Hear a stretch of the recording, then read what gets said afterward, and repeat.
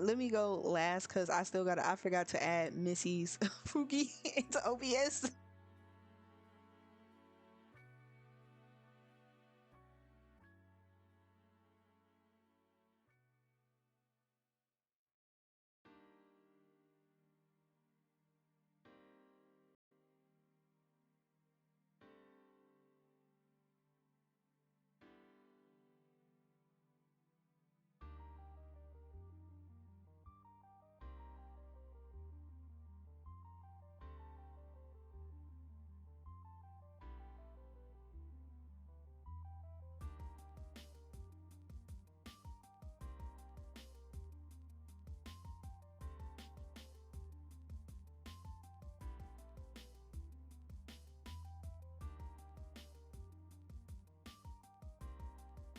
Okay.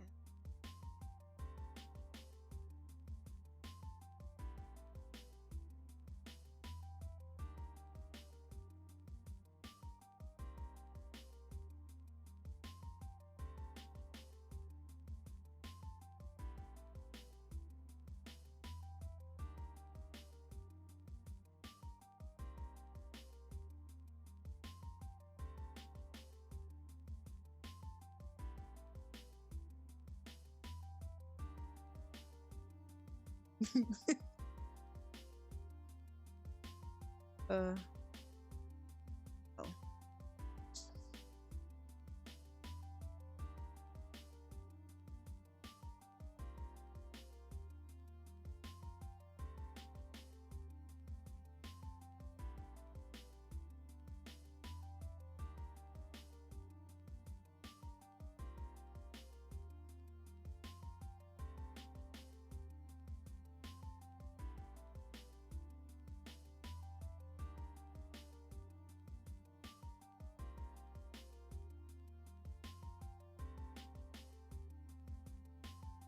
Hello. Hello. Can y'all hear me all right? I wonder if it's picking up all right. Okay. For some reason, I can't hear y'all on my stream. Don't. Oh, it's cause I think ah, it's always me with this stuff. Um, I don't. Um, well, I'll just introduce myself real quick and then I'll fix it. Hi, my name is Baby Blue Arts. I just go by Blue. I am a PNG tuber, aspiring VTuber as well. I do a lot of art and that's mostly what I do on my streams now. And I just like creating fun, cute characters.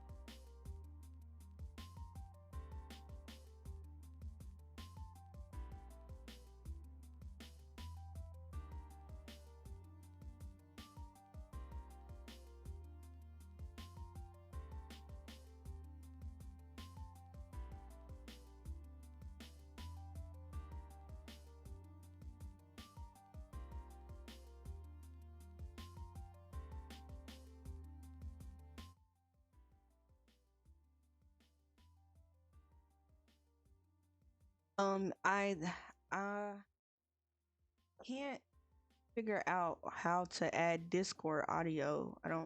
I can't remember how to do it.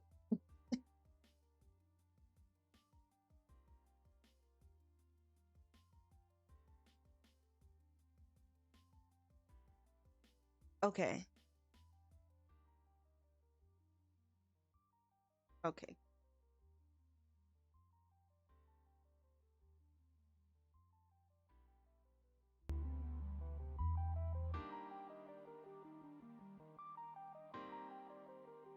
The audio output capture.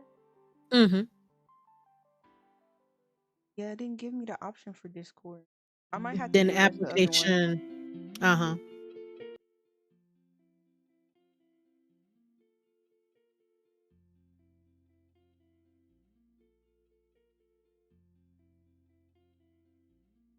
Okay.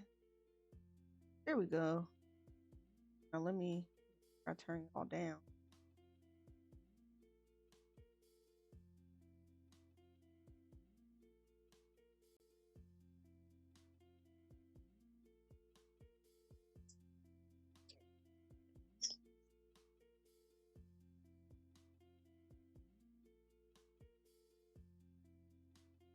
Yeah, I'll try talking so I can see if it's working.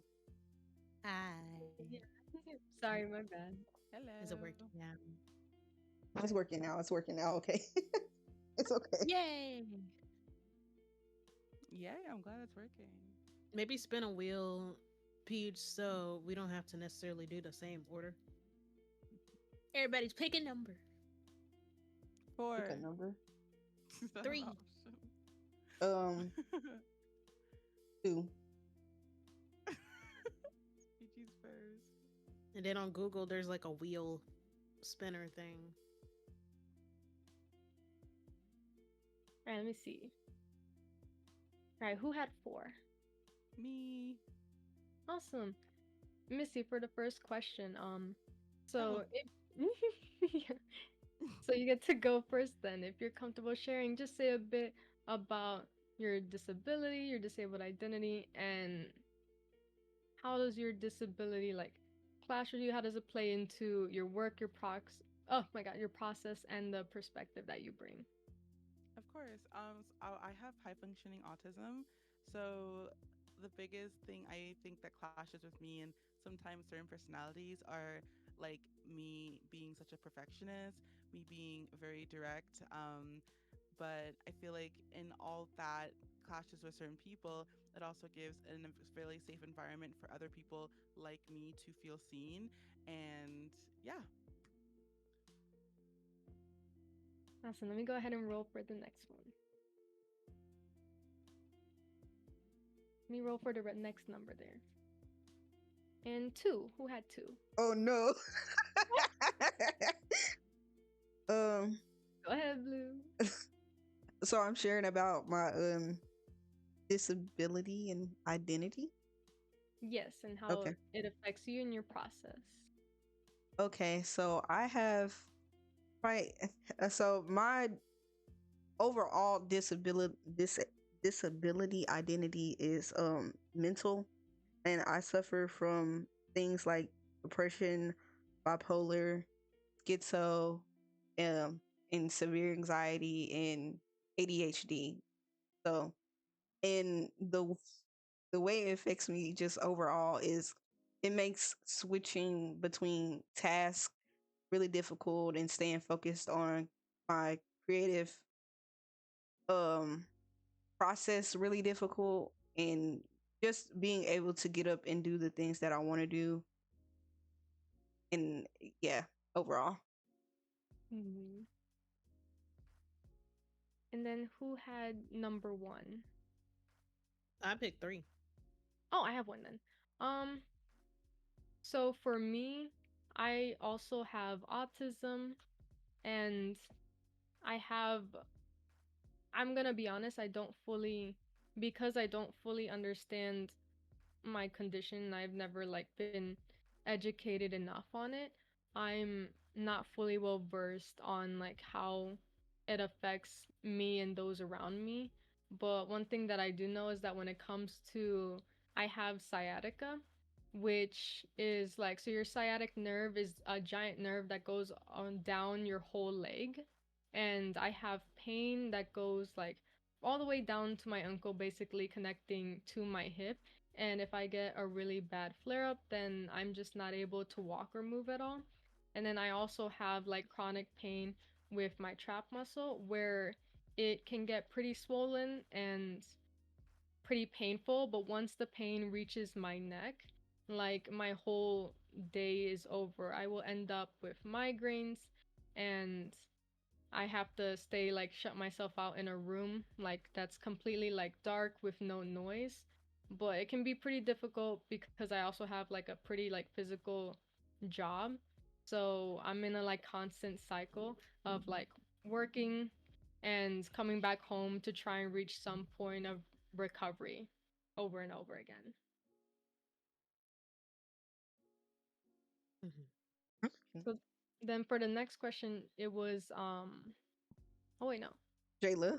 Jayla. Oh, I'm next. Yeah, you should have put that. Okay, My so bad. I got about a few.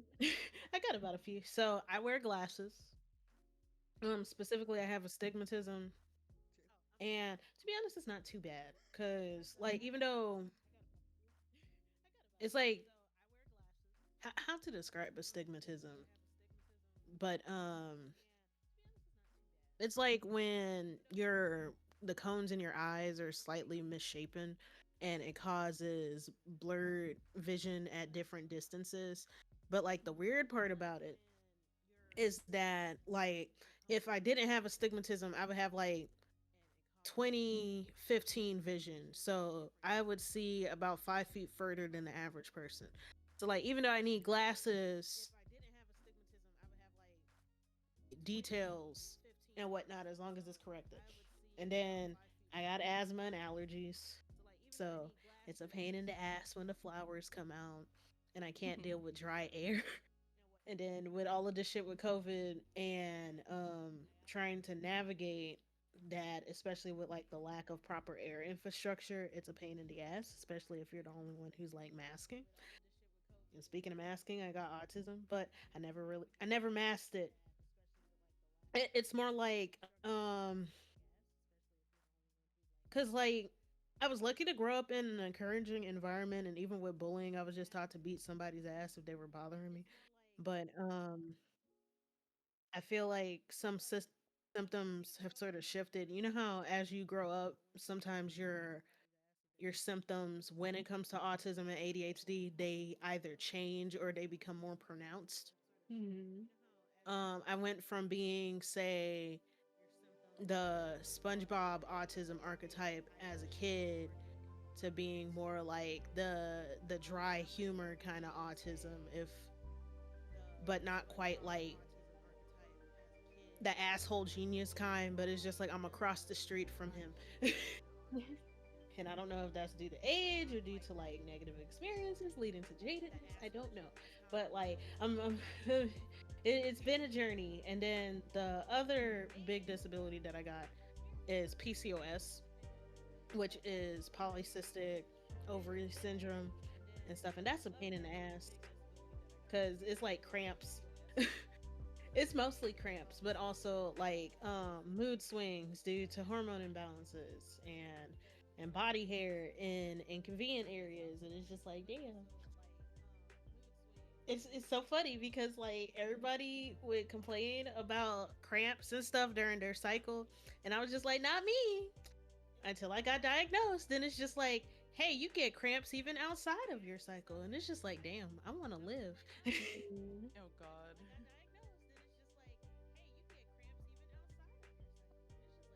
All right, then thank you so much for sharing. One thing that I wanted us to talk about was how the perceptions and accommodations for disabilities differ in the creator space, like Twitch and VGen, versus like your day to day outside of like life. So, work, school, things like that. So, let me go ahead and generate a number. And, all right, Jayla, there it goes again. Jayla, would you like to Okay. answer? You want to keep When it it comes to, rolling? yeah, when it comes to accommodations, creator space versus day to day. I don't think that I've needed accommodations, or at least not accommodations specific to my disabilities, because like they're mainly like physical, so it's not something that UX design when it comes to like using the app would necessarily fix. Or actually, technically, captions. Mhm. Like even though I'm not hard of hearing and stuff, especially if there's multiple people and trying to keep track of things, but then I tend to use captions more whenever I'm like watching foreign media.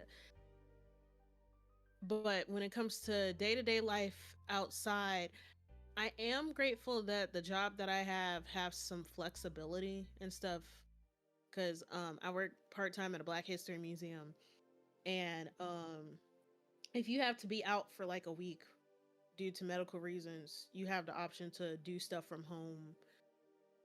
So that's helpful whenever I'm like dealing with pain, whether that's due to PCOS or mainly due to my asthma. When it comes to accommodations with autism, like I don't know, cuz you know how people describe autism as like a spectrum and stuff, but but the kind of spectrum is not like a slider of quote unquote how autistic are you. It's just like how many symptoms do you have. Yeah. My autism doesn't necessarily keep me from working. It's more like interactions and stuff. And luckily I can read a room.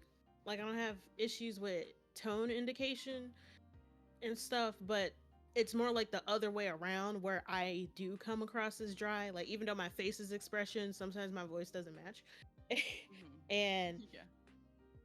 so it's like I can understand everybody else fine, but it's like a issue of translation and conversations. So there have been times where I've had to have like a conversation and it's just like this is how I function, and if I sound a certain type of way, let me know so I could clarify. Hmm. But for the most part, I work in school and stuff. Now with school, it's a pain in the ass. I I'm an illustration major, and my school has this thing where you can't have more than 3 absences, but it's specifically for art students if you have a different major. And it's just like, but this is a hands-on degree, so you have to be in the studio. And I'm like, bitch, I could take this shit home. Sometimes I don't want to go out. The air is ass. And I like, and I literally live down the street from the studio, but I still don't want to be going out because the Yeah. air is ass. But that's trifling as hell. But other than that, it's fine. Who's next? I Go, think it go, was Blue go. that had four. Nah, Oh, I had four. Missy. Missy had four. Missy had four. Looks around. For I think for me, one thing that was crazy, kind of coming from like being on the outside world, socializing on the outside world in real life and all that stuff, is like disabilities are very much looked down upon. They're discouraged, judged, sometimes even pitied, and that kind of makes you feel like something's wrong with you. And then it puts you in this like really small bubble of like, I'm not like everyone else. And growing up, that makes you feel like, what can I do to be more like other people? What can I do to fit in? And it it makes you just very like wary and like self-conscious. But when you get to an online space, people are like so accepting and uplifting and understanding, and you just feel so seen and part of like such a beautiful community and environment. People who just like really are able to connect to you and relate to you. And I think that like is the biggest like perception difference I've noticed from like being like IRL and that work and then coming online and streaming and meeting people like you, wonderful people who are like who totally get it. And it just like you feel so seen. You feel like, wow, like my whole life I thought I was the problem. Like I thought I was different. I thought something was wrong with me.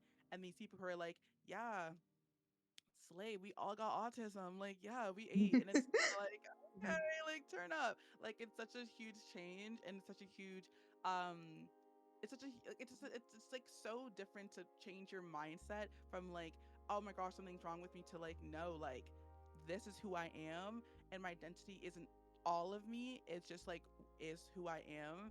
And that change is like hard for anyone to go through, but it's such an amazing thing to experience that I don't think I would if I wasn't like on social media and I wasn't streaming and I wasn't in environments and creative spaces like this. So I really think that's like the biggest thing I've taken from being like a real outside person to more of like an online creator space person, and in like social media and stuff like that. So yeah. Mhm. uh, um. So how's the perception coming in? Well, I don't know if I can really speak too much on it in the creative space since I'm still kind of new to it. I haven't been actively making content and stuff for a while, but I guess that can influence it. Is like with my disability, it makes it really hard to like actively be posting regularly and doing stuff like that. And as a result, platforms like YouTube and Instagram, and they're not very forgiving because I'm constantly getting shadow banned on YouTube if I don't post every day or if I'm not uploading regularly on like a long form video or anything or shorts. And I'm like, Mhm. it's really difficult to do that every day when it's I can't even like process what the day is like when I wake up. Yeah. So I have to make I'm having to work around that. It's like, okay, if I want to get into a mindset where I want to be a creative, like, and do things, I have to do that in my personal life. Like YouTube and Instagram and TikTok, they want to accommodate for those things. The oh, you're having a bad day or you're having a bad month or so if you but we can't do anything about that because if you're not posting then we're just going to shadow ban you. You're not going to get any push or reach. So, and I mean, there's not much they can do about that. It's all like algorithms and stuff. But it would be interesting to see if they had a thing where you could put in like, oh, hey, I'm a disabled creative, so I'm not able to, meet those standards regularly. So, like, if there was like a generator or something like that, that's the only thing I can think of. But in like my real life working for retail, they're only accommodating, especially like big industry corporate places are only accommodating when you get in their face about it. So I had to struggle to get my disability paperwork in, and then I had people question me about, oh, what is it that you need to, like, what is the thing that you're putting in for? I'm like, y'all aren't supposed to be asking me that. Y'all just need to take this paperwork and accommodate me because like I don't have to share that information if I don't want to, and things like that. And especially I feel like with like Jayla, since she works like for the the history museum and stuff like that, it's a little different. But when it comes to like big industry corporations and like retailers and stuff, they're they're only accommodating when you make it a problem. Mhm. Okay. Yeah. So one thing that I want to add, because Blue and I we know each other, IRL, that accommodation thing that's specifically to that museum. Because I'm Yes, fairly certain specifically. that yeah, because if I worked anywhere else with the state, they probably be like, tough titty. Yeah. Yeah. So I had to like really, I had to, when I say I struggled to get my disability paperwork accepted, because I had fallen off of like psychiatry, my going to my like doctor's appointments, and they were like, well, you need a doctor to approve it, obviously. Even if you have this history and you have proof, other documentation, we can't do nothing until a doctor writes off on it. And then I had to wait on the doctor, taking a month to get the paperwork done, and then send it back and wait a month for them to approve it, and then get it approved, and still struggle with having my requirements on my paperwork accepted. So yeah. Yeah, I know for me, when I first wrote this question, I remember that had wanted to talk about how, like, in my outside life, people don't really accommodate me, they don't seem to understand me. Like, when I think about work, you know, it's a pretty, like, heavy lifting job, which isn't great for the trap muscle that keeps, like, swelling up and things like that. And they'll tell me like, oh, like maybe you can just like lift a little bit less, but like that's my whole thing. They don't really like, for me to lift a little bit less, I have to leave. I can't be in the work environment because that's all I do. It's either I'm there or I'm not. And like I know that for me, my first thought process was that, being in a creative online space, it's not going to be like that. It's going to be like I get to control when I do my work. I get to control like when and how I get to socialize and like choose the people that I get to be around with and that they're going to understand me. But, as like time went on, I feel like I don't really get that. Like, I think one thing that I've started to realize is that everyone who understands me and everyone who gives me that space for like a safe space and those accommodation things like that, they're all like disabled as well. Like one thing that I'm getting more and more and that I'm seeing is that my outside life and how my disabilities are perceived everyone in my outside life is also in the online space. Like everyone outside that doesn't understand, they're here as well and they're with us. There are peers. Like there will be plenty of times where I see like artists try to communicate to their commissioners like, hey, I'm having a flare up or I go through this, like I'm gonna need either extended time or unfortunately I can't meet the deadline. And then I'll see people call them out as like, oh, it's not very professional, you're a business. Like it's always like we're a business first and people last. And when it comes to Mhm. streaming, some streamers will tell me like, oh, like sometimes I have a headache too, just take a pill or like hit your 2 hour mark and you'll be good. But it's like I don't have a headache, I have a flare up that will give me migraines and my trap will swell and my sciatica will flare up. Like it's just a little Mm-hmm. bit different. And I think that while I was feeling pretty understood and hopeful, especially with ray training events and visibility like this, I've started to see that the people that understand me are the people that go through what I go through. It's still like Yeah. the people that don't understand me in outside life are still here and they're still also streaming as well. And it gets difficult at times. Yeah. Yeah, On they beyond like oh, my oh, bad, sorry. no, You go. I was just gonna say like on that part that you just talking about, like people see it's nice that you have people like in your outside life that are in the same space and can understand because you have situations like in like just in a general like environment and area that I live in. Um, the I guess the only way to say it is like the hood or like it's like it's not believed like for especially like in the black community, mental Mhm. health is not taken seriously at any point in time. And any time you have you start to get diagnosed with things, they'll tell you, oh, you just need to pray about it, let God work it out. And or there's nothing wrong with you, you just need to work on being more responsible and stop being lazy and stuff. It's not like, oh, this is a real problem, like this is actively damaging to my day-to-day life to where I cannot function properly.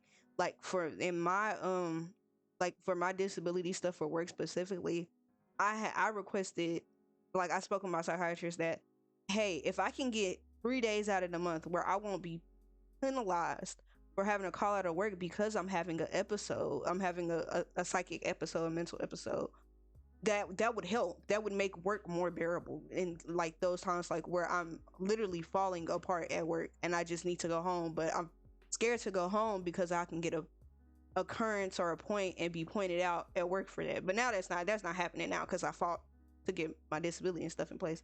But Mm-hmm. it just it makes it really difficult when the people outside of your life don't take you seriously in any regard about like it's not me being lazy, it's the task being difficult, like in my mind. Like if I'm laying around, if you see I'm laying around, I'm not eating, I'm not socializing, I'm not talking, and your immediate thought is I'm just being lazy, it's kind of crazy. Like What I want to add to that, especially since you wanted to bring up black perspectives, I don't necessarily think that people don't take it seriously. It's more like it's an unspoken rule that black people aren't allowed to rest. It's an yeah. unspoken rule. Like we cannot live without being extraordinary. And one of the damning things about disability and how that sort of relates to both white supremacy and capitalism is that if you don't contribute anything, then your existence isn't justified. And if your existence isn't justified, then that gives everybody the right to mistreat you. Because black folks have had our worth, especially in the US and like other colonial spaces, defined through what we can contribute. By acknowledging that we can't contribute all the time, then you're pretty much just challenging your own right to be here. So Mhm. it's like a to say that you're disabled or to say that you're incapacitated or to just say that you're fucking tired is like it's a taboo Mm-hmm. because it's just like, oh, you can't be here anymore, never mind, Yeah. time to No, that's die. actually huge to speak about. Like honestly, I don't think it's something that's spoken about a lot. And like you just already stated that exactly the way you did. It's like the conversations that we're having are stuff that are, I don't think that should be hard, but they definitely weigh heavy on the heart because people don't have either the emotional or mental capacity to want to discuss it, or even the understanding of how deep these conversations can be and how important they are to have, because they just let people feel heard, understood, and they encourage you to think a lot. And people don't like to think in the world. People like an easy, blissful, ignorant life. And it's like sometimes it's like it's really, really important to have panels and discussions and friends that have different sort of ways of living and experiences, and giving them the voice to just be like, this is what I go through, and let's talk about that for a second. And I think that's why it's like it's very beautiful. This is was just happening. But it's like, yeah, I definitely agree with you guys, especially on like the black perspective of it. It's so hard. I remember telling my parents when I was like, oh yeah, like I have depression and anxiety, they just laughed at me. They're like, what, that don't Oof, exist, never heard oof. that word. And I was like, sister, like my brain is going through it, like you don't understand. They're like, you just need to pray, like let's You just let's need to hold hands and pray. pray. That And kills I'm me like, every time. That every kills me. time, like girl, prayers is not gonna save me right now, because I don't think that they understand that like as much as religion is really important to people, there are still physical things that are going to be fixed through physical resources, and What they is just it? think Faith that, without works is dead. Faith without yeah, works is dead. I, Yeah. I still need yes, I still need a check, please. you I'm know not what I getting mean, I'm not getting Medicaid. exactly. I'm not getting that, but it's just like I swear to God, I feel like you know that one phrase that most people don't have depression or anxiety. It's more like your body responding to not having its other needs met. It's like the hierarchy of needs. Yeah, I feel like a lot of people wouldn't have depression or anxiety if they didn't have to worry about like working to live. Now you can Oh, still have that chemical yeah. imbalance and shit, right? But it would be, excuse me, but it would be so much more manageable if we didn't have to like justify existence by working. Oh, big Mhm. on that. Huge on that. Because there's just like, yeah, and then the whole like concept of like wanting to have like like a slower day, and that being equated to being lazy. It's just like it makes you feel so wrong. And oh and then yes. you just Preach. develop such a bad habit, because now when people go, I have friends who will be like, I'm like, girl, take a day off. And they're like, I'm taking a day off, and I'm like, but are you thinking about everything you have to do? Yes. Then you're not taking a day off. Like, that's not actual rest. Rest is literally being able to do nothing and feel good that you did nothing. That's not rest. And it's like, it's a conversation that is not spoken about enough. So we're That waking it up tonight. yeah, that anxiety that if I'm not doing something, then I'm not and I'm being lazy, like because like it's constantly Yes. repeated to you. It's like, oh, I feel bad about resting. I feel bad that I'm not doing something. I feel Yes. bad that I'm not being active. Even at work, God forbid I go on my lunch break at work. I feel that way. I'm like, dang, God I forbid. really don't want to be here. I don't like my job, but I need to be doing something because I am here, and I can't even enjoy my lunch break because of it. Yeah. And On then but and the problem with the with even trying to have anxiety, and then the relationship with food is also terrible. And I think from my perspective, from like I go through, I am not allowed to enjoy food unless I tell my brain I've earned it.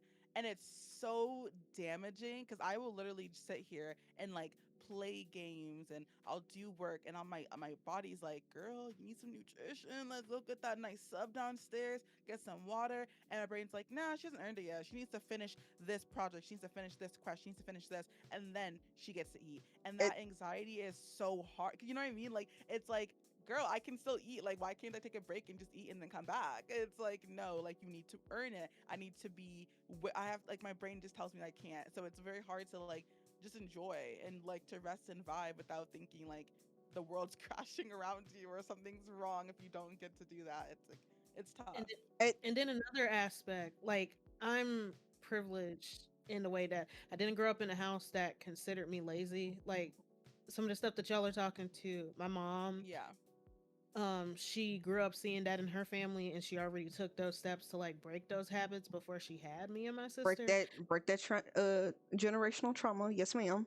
hmm Cause like I got workaholics and stuff. Now my family is like it's like a mixed bag. Like they'll tell their kids to rest, but then they'll work themselves to the bone. So it's like a Mhm. weird sacrificial thing. but but with me, it's not necessarily feeling worthless because I'm not productive. It's more like, damn, my body, can my body work with me for once? Cuz it's not even just Yeah. being exhausted from work. I be exhausted from doing stuff that I actually want to do, and that pisses me off. Cuz it's just Yes. like I want to not be tired so I could do the stuff that I want to do. And then even with the stuff that I have to do, like I still need to clean. I need to clean my room Yeah, because I don't like being cluttered. I don't like it. yeah, Like cuz I know that that automatically makes my brain feel worse, but whenever I come home from work or something and dealing with cramping, I'm just like, yeah, I go to sleep. And I just want energy to do things. Mhm. mhm. One I, aspect I feel, or that's technically for the next question. I'll talk yeah. about that in a minute. It's I just like I I just want want to do to things. Can I bounce do off of things? something finesse was saying like earlier with the not being able to eat, like not feeling like you're not earning like the right to eat. Um, it's Yeah. the like for me because I like so if anybody knows what like bipolar or manic bipolar disorder is, um, Mhm. to put it in quick simple terms, it's like the period of time of where you're experiencing mania, and then the experience how long it lasts, and then along with the flip side of it is like the depression and anxiety.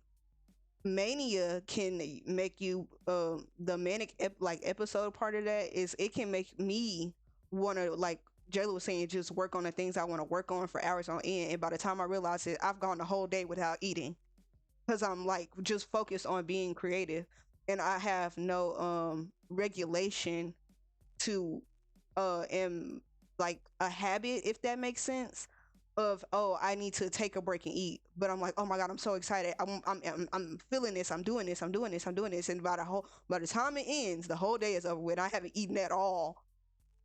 Mhm. But yeah.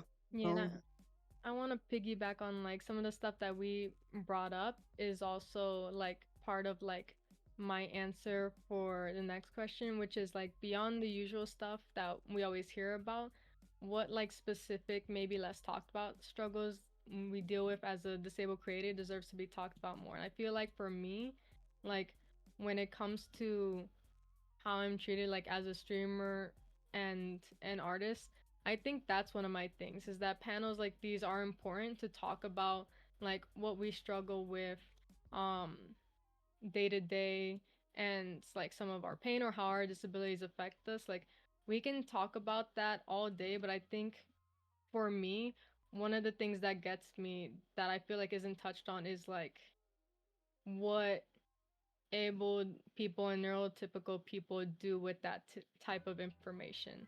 Like when mm, I talk about like my pain and my flare ups, I'm usually met with like, oh, like get an ice pack, lay down like a headache pill, and then you can just jump back in it immediately. Or if I'm having like a bad mental health day, like as we've all like already experienced so far and mentioned, is like the praying or the like just do a little bit of self care, those types of things. Like it's not as helpful as people think it is. And I think what bothers me is that we talk about our struggles and we will even bring up like solutions, things we need, like, hey, I need this type of accommodation, I need that. But instead of like taking in the issues that we bring up and even possible solutions, like communities, businesses, anything in general, when they work on like quote unquote helping the disabled and helping with accommodations, they bring like a team of abled people and what they think disabled people need instead of just letting disabled people actually be a part of the conversation and solution. Like if they What's the were word? to make like, Infantilization. yes, infantilization, like that they need to help us, they'll figure it out for us, that we don't know what's good for us, we don't know yeah. what will help us. Like they're going to help and save us in what we need when they don't even want to hear what we need. Like we know what we need. We're grown adults. It's a savior complex. Like we're grown adults, we know what we need. We're telling you, but instead like you think that it's not real or that we don't know any better. And what we need is just self care, a face mask, some ice pack, praying. And it just doesn't help the way they think it does because they don't want to understand. Yeah.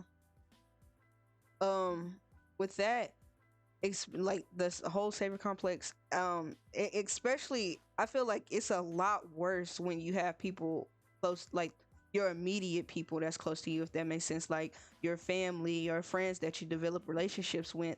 They'll be like, they'll try to give you solutions instead of helping you work on a solution.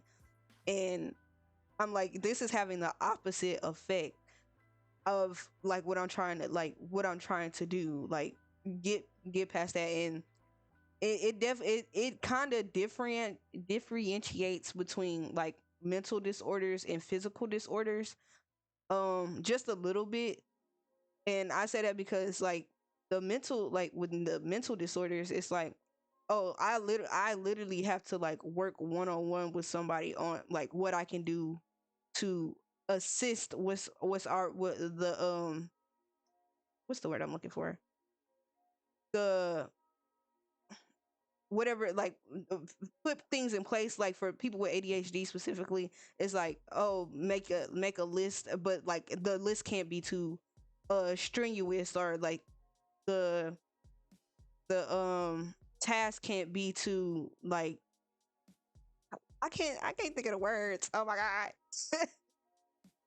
But yeah, that it's that. And then like with physical disorders, it's like people are like, oh, you just, like what Peach was saying, you need to just sit down somewhere, or ice it or something. Now like that, it doesn't help. It doesn't help in like especially like when I was saying, especially when it comes to immediate family and friends. Absolutely. Also, But another aspect, or we're on the next set. We're technically on the next. Another aspect that I wish that would be talked about more. How do I say this without being derogatory? There are some disability pages that are dedicated to like encouraging people and stuff, and that's fine, but sometimes it sounds like cope that's unhelpful, in Mhm. the sense that, you know, those aspie superiority ones where it's like autistic people constantly complaining about neurotypicals and being like, why, like, how to describe it, it's like autistic people have a strong sense of justice and da da da da da da da. Yeah. And it pisses me off because I grew up around other autistic people and they were usually white and male and they were absolute pieces of garbage. And it's just like, I understand that you grew up being made fun of, and you know, the opposite of being bullied is like affirmation and stuff, but I feel like some people think that because they have suffered that they automatically have virtue. And it's just like, you could be autistic and still be a piece of garbage. Case in point, the Dumb Mhm. Issue fandom. Because oh my god, the amount of racism in that fandom, and which like the fandom? racism Dungeon Meshi, because oh my Mm. god. Oh my god. When it came to the character Shiro and some of the stuff that was said because he was beefing with Laios, who's the fan favorite and he's autistic coded and stuff. And it's just like, y'all be looking like clan members as soon as somebody has something to say about your blurbo, maybe being a little bit ass, but it's annoying. Like there's a lot of, and this is like, no matter what group, this isn't exclusive to disability, but you know how some people think that because they have some form of marginalization that they can't be considerate of other forms of marginalization. Yes. Mhm. And Mm-hmm. then with disability there's like a lot of lateral ableism and stuff, like some people who I kind of are think about either that as more well. some folks who are more functioning may have less patience with those who aren't on the same level, Yes. or just the lack of consideration. And as an autistic person, I'm kind of strict because it's just like, if you could hyper focus on Thomas the Tank Engine, then maybe hyper focus on being a better person. I don't know. I don't know. Like we already learned social conventions to learn how to mask. How about you learn social conventions to not be a piece of garbage towards people who are in a similar boat? Then Yeah. I don't know. And I don't even mask cuz I'm privileged. My family, they're like, oh, you're just eccentric and stuff, or you have a lot of energy with stuff. And my mom, she might be as well, just different focuses on things. Hmm. But we I function a lot when it comes to like research and stuff. So I am privileged in that regard, but I was also just taught to be considerate of others. So yes. whenever like I see an autistic person and they're clearly being rude and it's like racial related or something and they're just like, "Oh, it's just a neurotypical not understanding that I'm functioning different." And it's just like, "No, you're racist, Tommy." Yeah. Oh yeah, the people who use their Yeah. disability as an excuse to be enabled is kind of crazy. Cuz it's just Something you like guys just said like just woke like 5 million years of my life awake because like I just thought of something so crazy, like it just triggered me, so not in a bad way, but like to be like, damn, this also makes me so mad. um Big thing with exactly what you just said was about how people are so understanding about their disability, but on another person, they're so not understanding. And I think this translates really, really well to celebrities and fan bases. People are mhm. like, oh yeah, I'm autistic, but then they'll see a celebrity who's autistic, or like the whole thing with like Summer Walker, how she has anxiety. Everyone's on Twitter like, I have anxiety, I'm anxious, but not like that. And it's Okay, just like it's that not doesn't going to make be you like that because better. you don't have enough Yeah. clout. Like Clock this it. a It's celebrity it's will really always have more scary. anxiety than you because they are constantly Exactly. like with the average person, you have to realize that not everybody is looking at you, but as a celebrity, everybody is kind of looking at you. So it's like, Yeah. It's also how do not you a deal with anxiety when the competition. fear is actually the fear? Yeah. It's there. And then on Hmm. top of that, it's not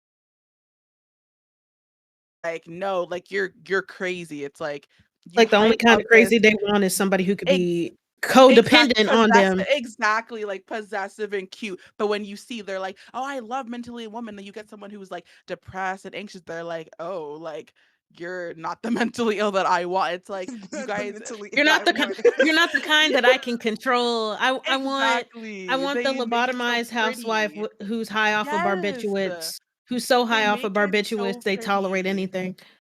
They make it look like mental illness is so pretty because for them it's like, I want you to like depend only on me and I save you. And that's a savior complex that comes in people's mind, and they want to save you. And then when they realize like you need help that is outside of them, suddenly you're unlovable. Suddenly they don't want anything to do with you. They want to step back and give you space. And it's like it's so toxic and dehumanizing that like it's a very scary thing. And I think people need to like, I don't even know where we could begin to start solving stuff, but Yeah. like things need to happen. Like things need to go down.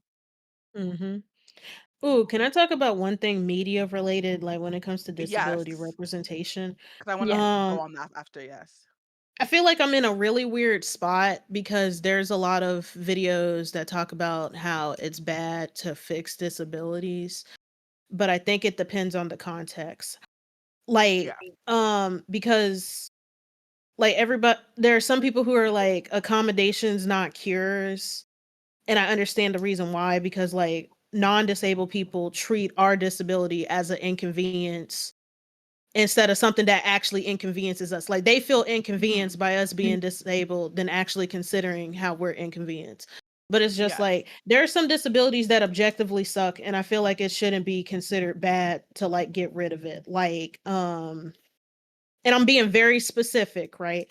Like say Ice King, because there were some people were saying that Ice King from Adventure Time being turned back into Simon is ableism because his mind is canonically fractured because of the effects of the crown Yeah.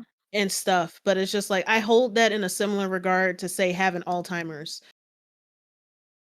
And it's like it objectively sucks. That's like something that you can accommodate, and it's something that kills you because it's like your nerves deteriorating Yeah. Yeah. and stuff. This isn't the same as say somebody being in a wheelchair when all they need is a ramp and a good mobility aid and stuff, and you could still have a fulfilling life.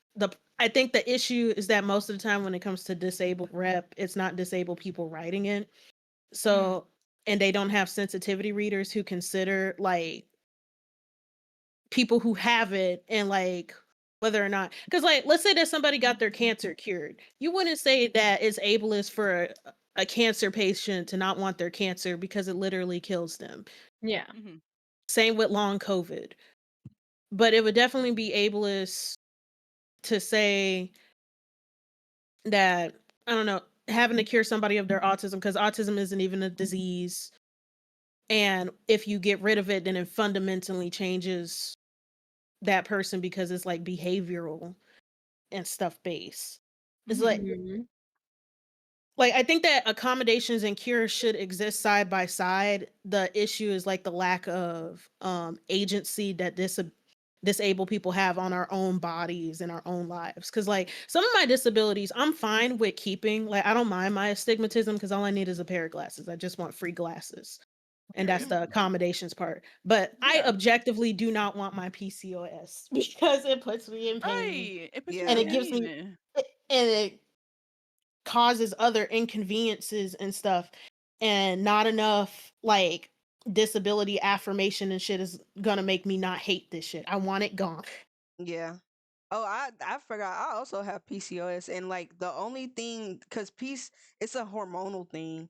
Specifically, Mm. like if just to touch on PCOS real quick, it's a hormonal thing, and because it's a hormonal thing, and I already struggle with a chemical imbalance, that's a hot pot worth of crap right there.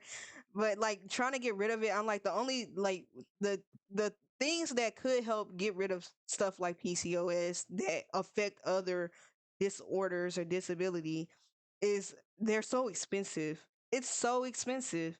It's specifically in America. And But other stuff is based in like infrastructure. Did you know that like part of the reason why PCOS is like so common for like black and brown women is because like our hormone imbalance is linked to metabolism and stuff, and due to like years of food insecurity due to like poverty and slavery, we've learned to process materials differently to keep from starving immediately, and that's linked to like the development of issues like endometriosis and PCOS. So like a Mhm. lot of disabilities, pe- whenever people talk about change your environment, there is some truth to that because a lot of disabilities develop in certain demographics due to like environmental racism and stuff. mhm, mhm. Like for example, asthma is really high in black people because where our neighborhoods are located, they're usually near like plants, Yes. not and like other highly polluted things. There's like a place called Asthma Alley in New York near the Yeah. Bronx because it has no trees and stuff. Yeah. And like how like literally your body can contribute to like not only physical disabilities but mental disabilities. Like I feel like my mental health wouldn't be as bad if as it was if I didn't have the physical disabilities that I do have, specifically in Yeah. relation to PCOS fucking up my hormones. Yeah, for me as well, like I think one thing that I hate and I never actually like I don't know if it's a disability or not, but when it comes to like my endometriosis, like no matter the It is. pills that I'm on, oh it is. I Yes. said Mhm. Yeah, literally like endometriosis. I think I've that's one heard Pretty of that much, the if name. it things. I keeps you heard from doing Oh, a thing, if it keeps you from doing a thing, it's a disability. Mm. mm-hmm. 'Cause like for me, like no matter what pills I'm on, no matter the insert or insert whatever that I have, I don't remember what it's called. But like no matter what I'm on to try and help it, it's not gonna ever stop the pain. Like if I'm stressed, yeah. if I have a Yeah. flare up of anything else, it'll stress me out because it's very painful. And if I'm stressed out, then I will be in more pain because then I will start cramping. Even no matter what I'm on, it'll still trigger like bleeding, even though I'm like taking pills and multiple things to stop that so that It's it an doesn't endless harm. cycle. It is a endless cycle.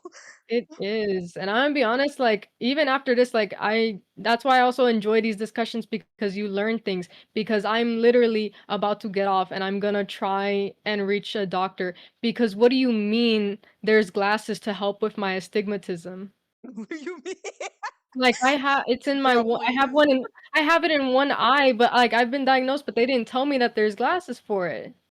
Oh my Mhm. gosh. Mm-mm.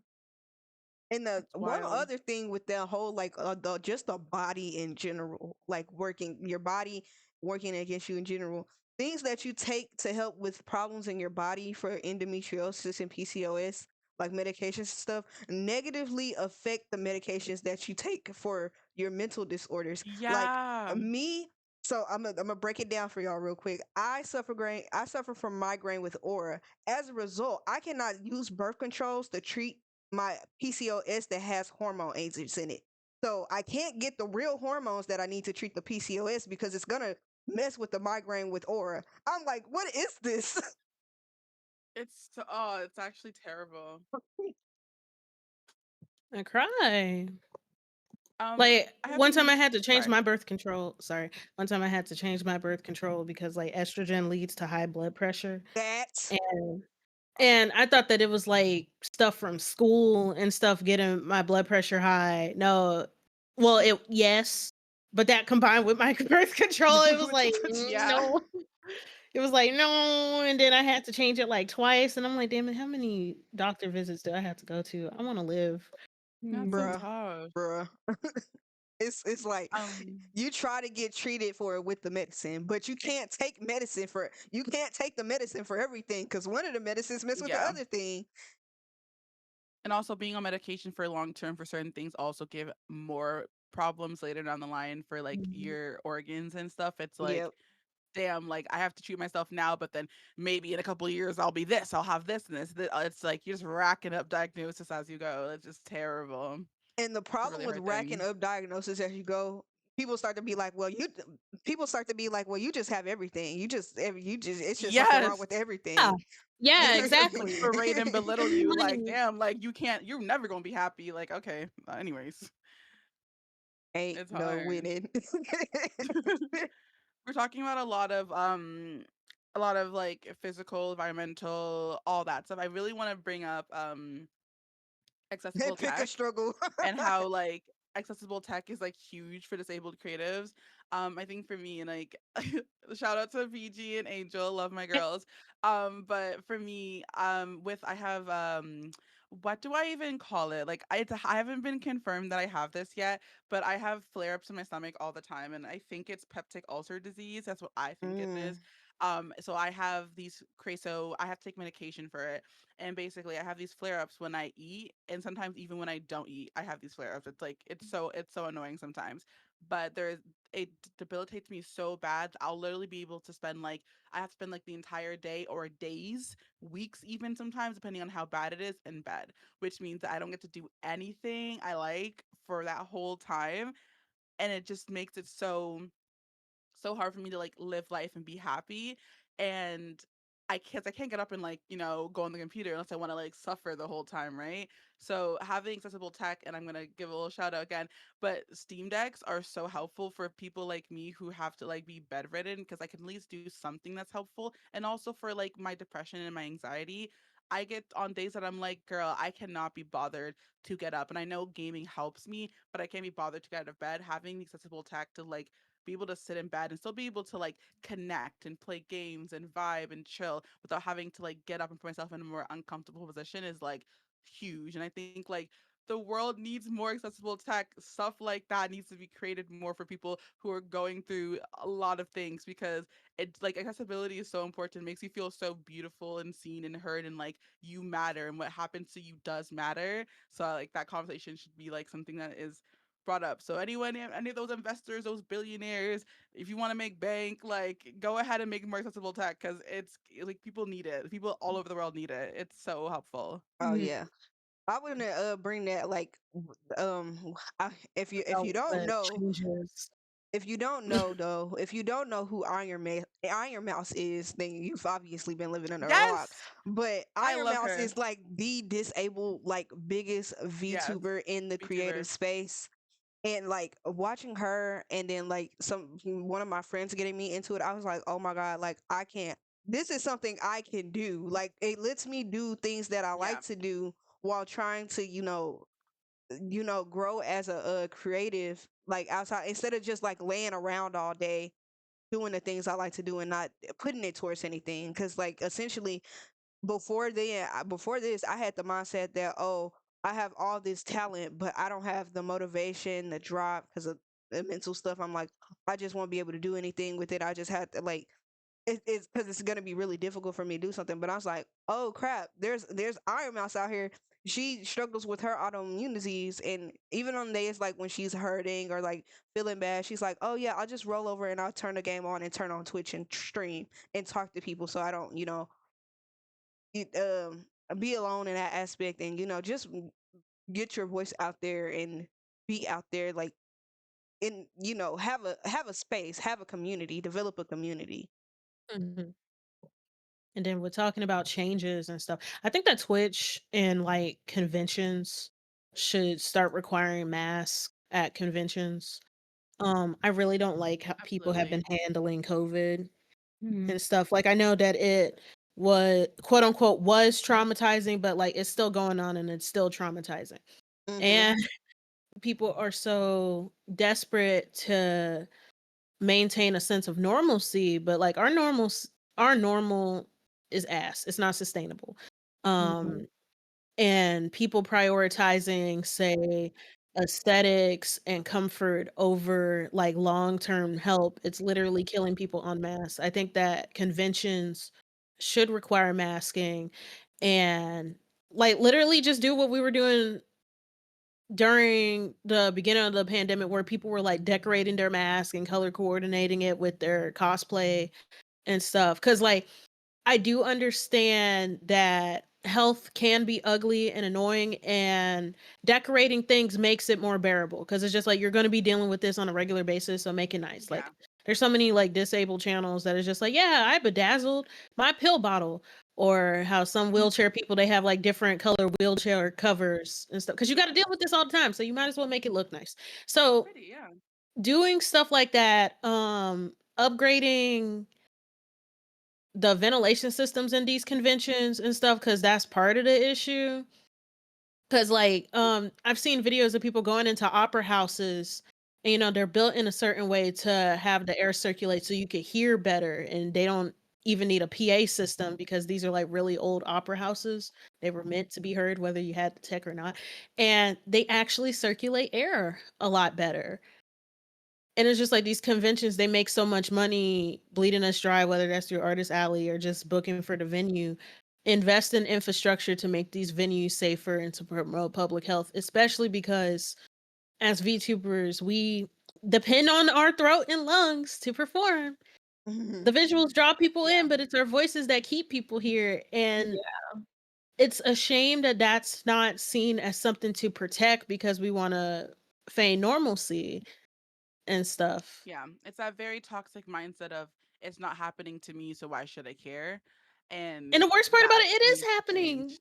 It It is. is happening to But everybody. it's Like not COVID has affecting advanced. them directly. Like I'm not sick, so like I don't have a cough. I'm not sick. None of them, I didn't lose anyone during this whole pandemic, so why And should it's I just like care? But it's like you should care about you other are people. sick, you just don't have symptoms and you're spreading Hmm. it. Okay, can I just do this real quick? Hmm. I had a got to raid. Thank you, Curse Savior, for raiding with 7 people. Thank you, and everybody, welcome in. We are I did. discussing our um what it's like being a disabled creative in the creative space and outside. So welcome in and thank you, everybody. Welcome in, y'all. Hmm. But yeah, back to what y'all was saying. My bad. We were talking You're about what good. different places should do to like like with platforms and stuff. And I mentioned conventions because TwitchCon Hmm. Yes, I and definitely like agree the with that. I think it's so cool that like people like Iron Mouse and like VTubers in general are able to like roam around VidCon. Like I just recently watched a lot of Anime Expo vlogs and stuff. Like they have the motorized like tablets and stuff, so people like Mouse can attend events technically without actually like being there in person and it not be detrimental to their health. Yep, that's beautiful. Honestly, more of that. More of that. We need more of that out there.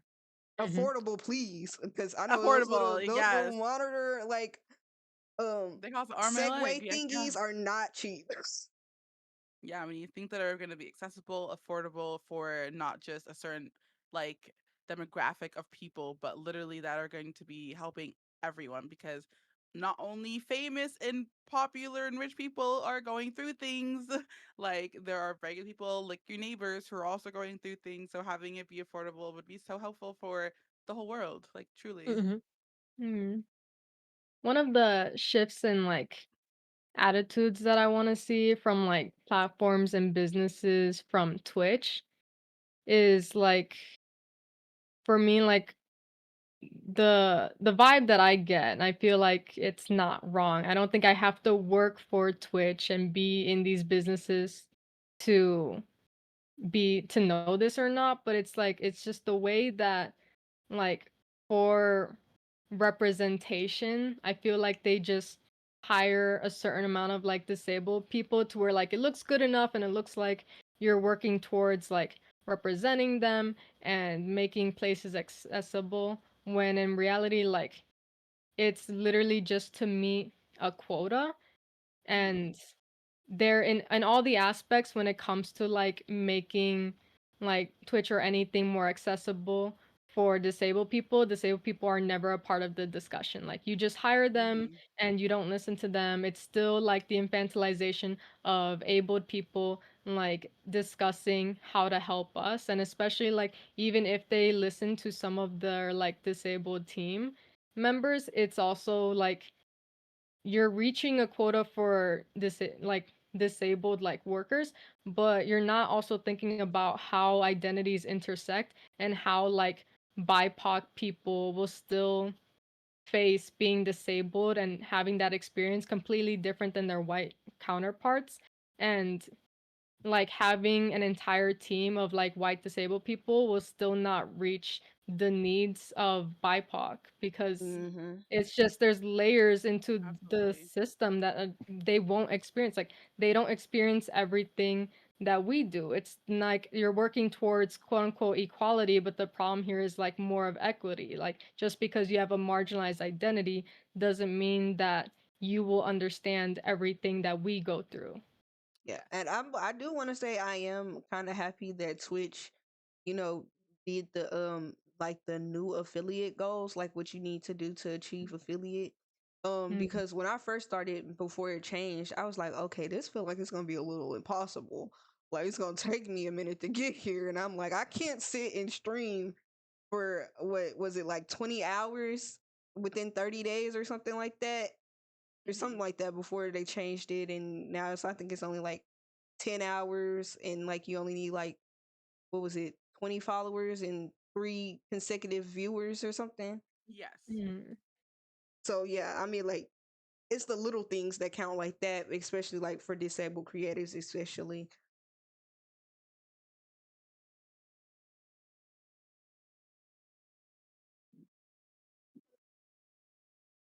But And then I can go ahead and move on to the next one.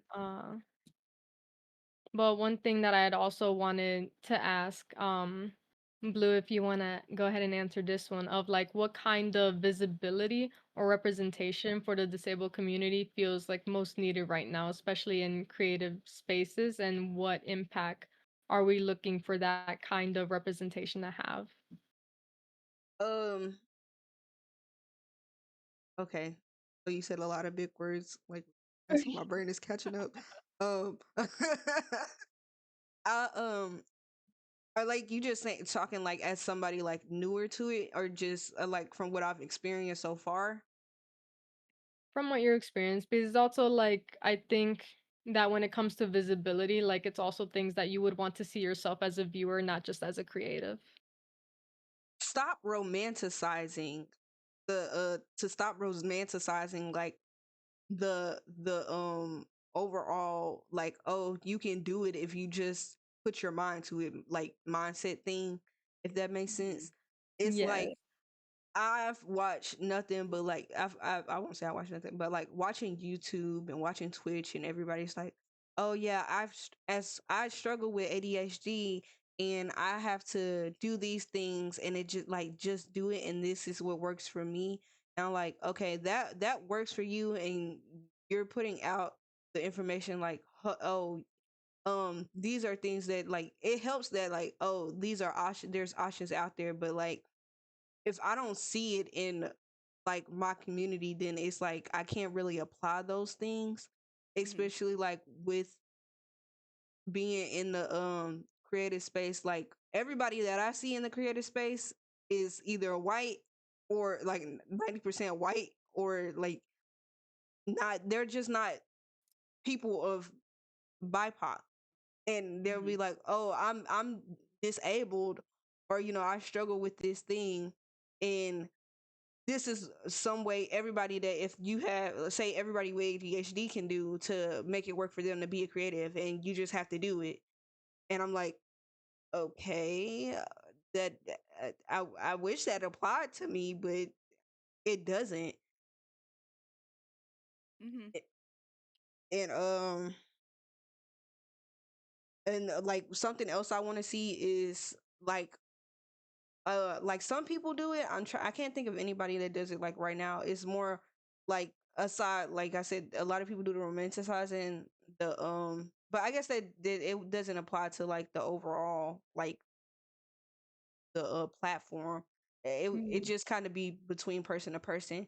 But any like creators that are out there, if like have some more of those behind the scenes, like those more like the realness of it.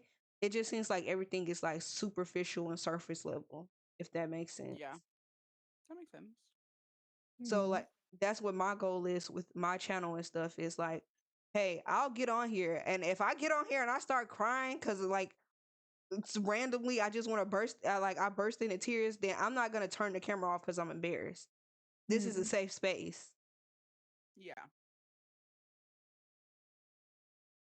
So I don't know if that really answered the question. I think I Well, lost it somewhere in I the feel like sauce. that, Yeah. now you having, wait. you know, showing the full spectrum of experiences. With me, I'd like to see some more. Of course, this is kind of exclusive to physical disability because I don't think any, like, none of the mental really show unless it's like, I guess, self harm and stuff. But I Mm. would like people to incorporate their disability in their designs. Ah, yep. Um, Yeah, that's like I fair. really like Yes. Sprout and stuff with him having a wheelchair, and I think at some point he's planning on having different toggles for each season because he's a fruit VTuber. But one thing that I've considered is like having an inhaler toggle because I do use one. And then Mhm. there's some that I have seen. There's a jellyfish VTuber named excuse me. I need some water. Shit. There's a jellyfish VTuber I know named Nyx, and she has lore about like merging with an immortal jellyfish, and she has like a large scar on her belly, and that was because of some, I can't remember because it's been months since we've talked about it, but it was some kind of gastral procedure that she had to do, and it gave her permanent scars, and she incorporated that into her design. And I know that Mm. people aren't obligated to do that because like Of course. it's not people's business, and not everybody who does VTubing plays themselves. Some people make an entirely different creators so they can have that level of separation. But for the people who do play themselves and do have something to show, whether that's like a scar or a disability aid and stuff, it would be nice to like have that incorporated and stuff. Like for example, I suffer from eczema as well, so that was one thing that I did forget in the list. So I have dry patches of skin in different areas, and even though the freckles that I have don't match the exact areas where I have eczema, it's like, yeah, they're dry spots. Mm. That's Uh, beautiful. I didn't even know that about the like design. my VTuber model, I would have to come out with a whole art. My PNG tuber model, I would have to come out with a whole like lore explanation video, like personality, like personal thing about it eventually. I mean, Mhm. I plan on to, but a lot of people ask me like, why the object head, why the TV head, you know, aspect, like why are you so obsessed with that? And I'm like, well, one, obviously because of influences and anime and stuff, but because I suffer from mental disorder, everything is in my head. So what do you change Mm. on your VTuber? And I was like, that's what a lot of people like that in the object head, TV head like community. It's like we're so trapped inside our minds, like if it's like this like mental disability wise, and not being able to comfortably express that. And I have a video. I think the video or TikTok that I just posted. I was like, I feel comfortable now. I feel like I'm in the right skin because it's not just like I don't have a problem showing my face or anything when I am doing like real life stuff or real life streaming or anything, or even on my YouTube channel where you can obviously see my face. But I was like, when I finally finished like redesigning my PNG tuber to what it is now with the TV head toggle, because I can toggle it on and off, but like y'all won't see it on y'all other streams for the people that's looking at my stream.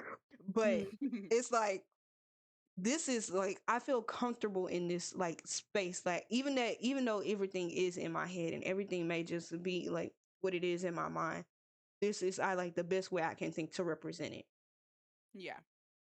Mhm. No, that's actually beautiful. Um, like what I want to say. I don't know if it really like directly correlates, but it's something that I just feel like needs like a quick discussion. I think I think a lot of people, and then I'm gonna bring up Iron Mouse again because I feel like she doesn't get enough love. Um, I don't I know feel like she if does. She's pretty anyone. much top. She No, pretty but I much feel tough. like okay, yeah, like that, but like I don't think people are understanding like how much like she's like how people in the VTubing space. I think that's what I'm trying to say. Like I Mhm. think people look at VTubing as like, you're probably ugly, you're probably this, you don't want to show your face, da da da da. But I think when you listen to Iron Mouse's story, and I don't know if you guys know why she V2 like, is a VTuber, but it's not because of Wanting anything financial else. independence. Yeah, well, but like I think for like the huge reason why she is so comfortable with like the character in the VTuber she has is because she has an autoimmune disease. She has tubes and things coming out from all over her body and face, and that would make her feel self-conscious or insecure to have a regular cam up. And of course, even if she was so confident in doing so, people are really rude online. People Oh, are very definitely. mean and people are very judgmental, and that no one needs to be putting themselves and their vulnerabilities out there for someone else to criticize.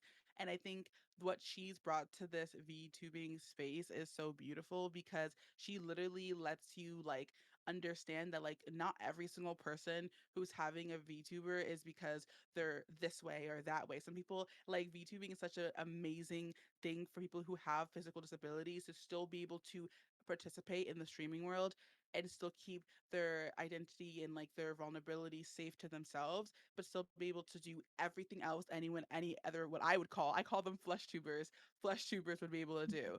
And I think that is like such a beautiful thing. So having more like understanding and appreciation for the art of VTubing is like so important because it's not just the way you think it is and what you think people are doing it for. It's so much bigger than that. And I don't think that's like Mhm. spoken about enough.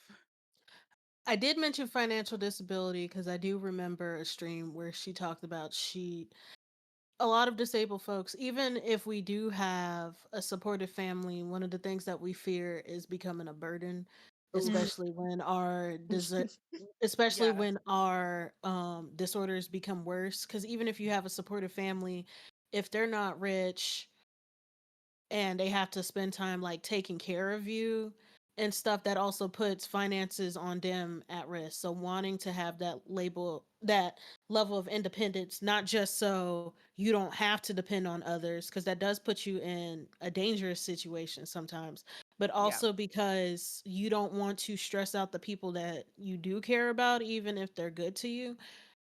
So VTubing also gave her, and it gives a lot of people who are at least successful, an option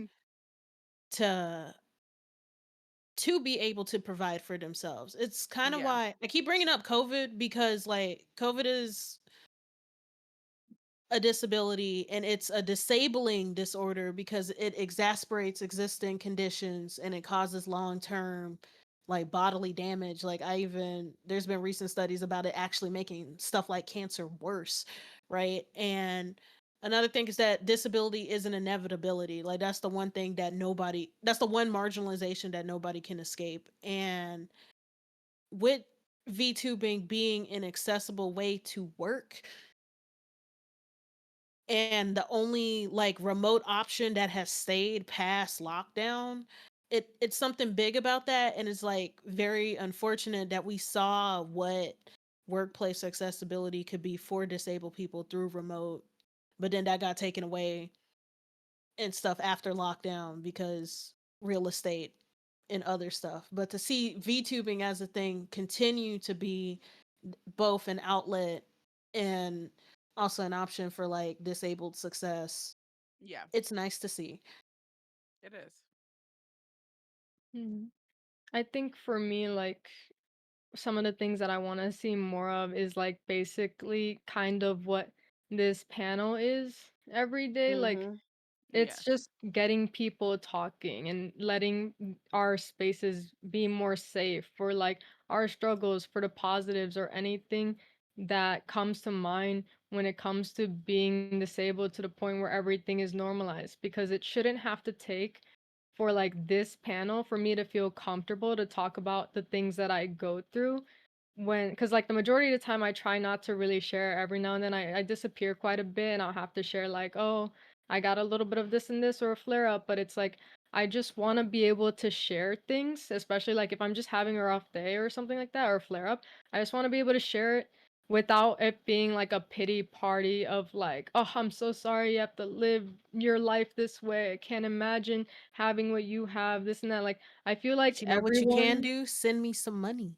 yeah, like I feel like everyone can talk about like if they have like if they're a little depressed or if they have like an injury or anything that they're struggling with on out in their outside life, like, or if they're having like a rough time. If people want to vent about negative shit going on, like, people will sit there and they'll understand and they'll be like, "Oh, it'll get better," or like, "Sorry you have to go through that," or "Let's have fun." But it's like anything that I talk about, like, if I were to be negative about, like, my disability, then it feels like it's just validating people that already look at me and be like, "Oh my God, I knew it." Like, I'm so grateful that I'm not like that. I'm so grateful I don't have Yes. autism or this and that. I'm so grateful. And it also, I feel like it validates people's thinking of like, "Oh, no one should have to live this life or be born this way," to the point where like it's just, I feel like it fuels a bit of like almost a eugenics mindset of like they like this type of thing needs to be eradicated because who could live this way? Like I just want to vent a little bit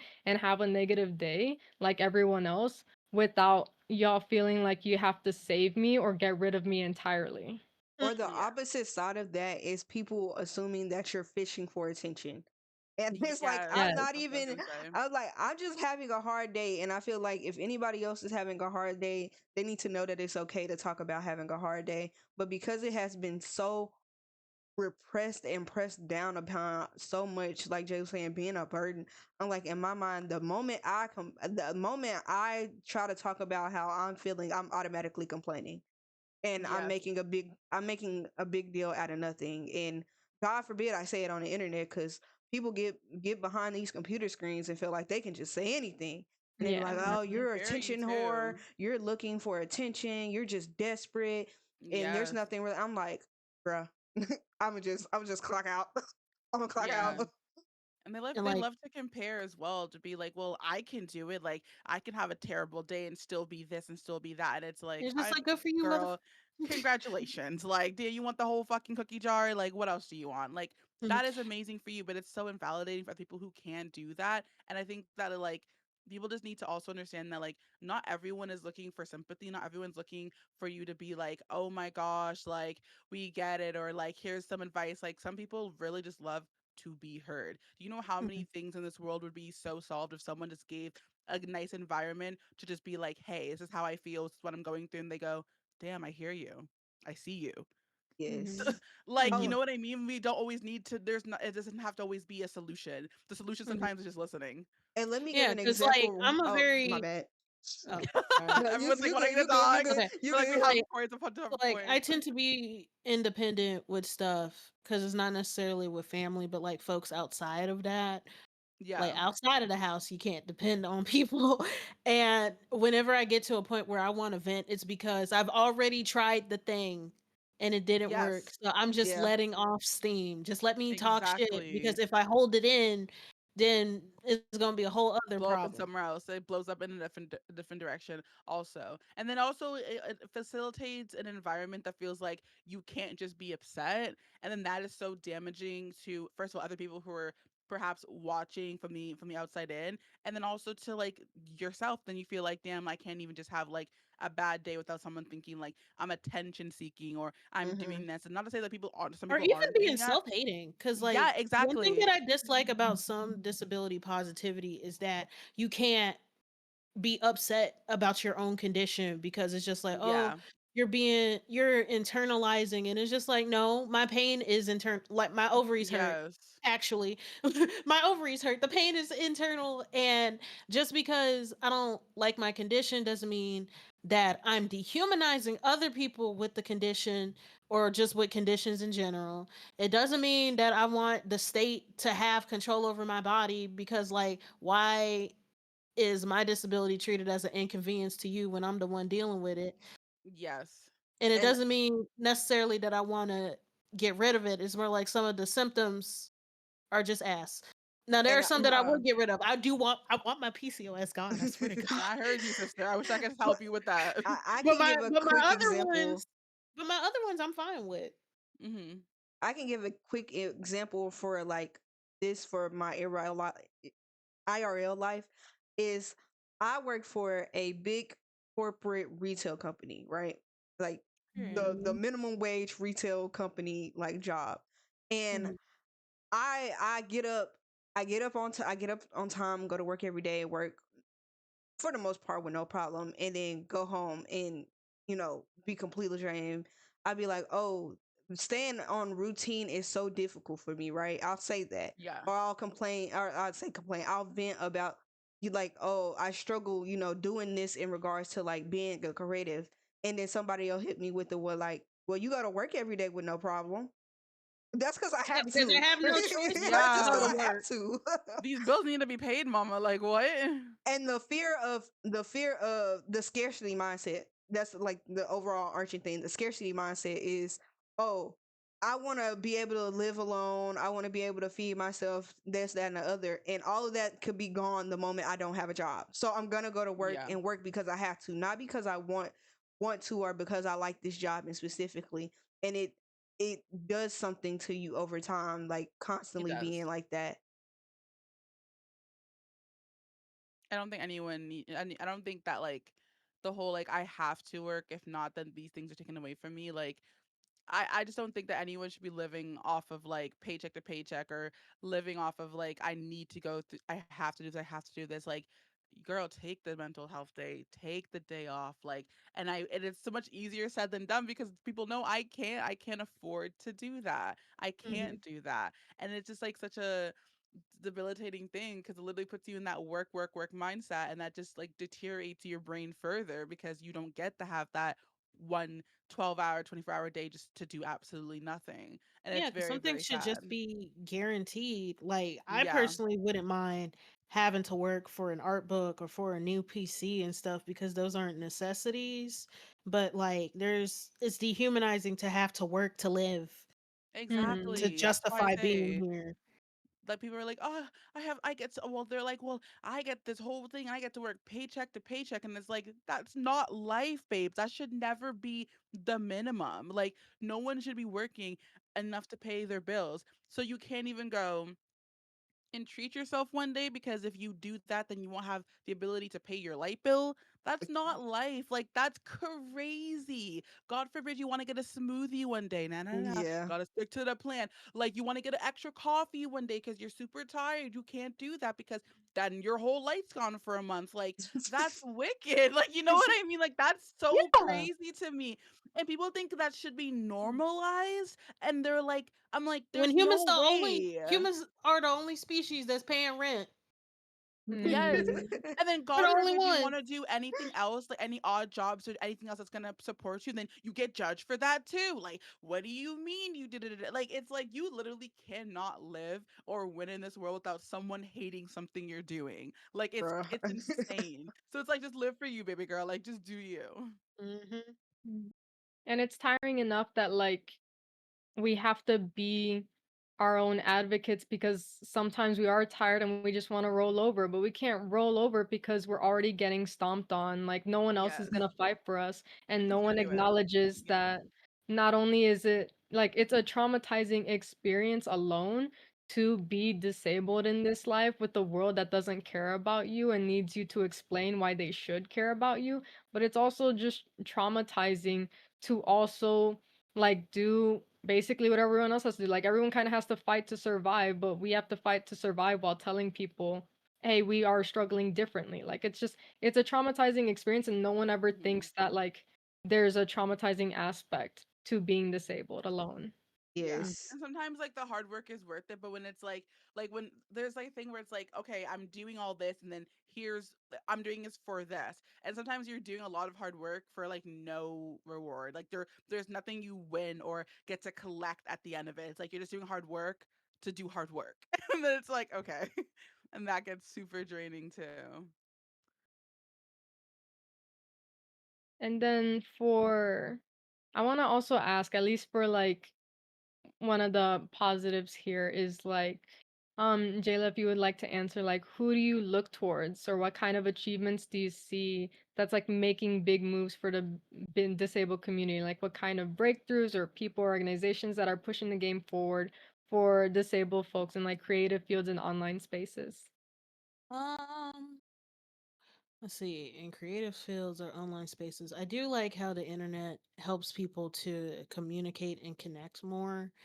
Mhm. Like it's a good, I say, starting point. Mhm.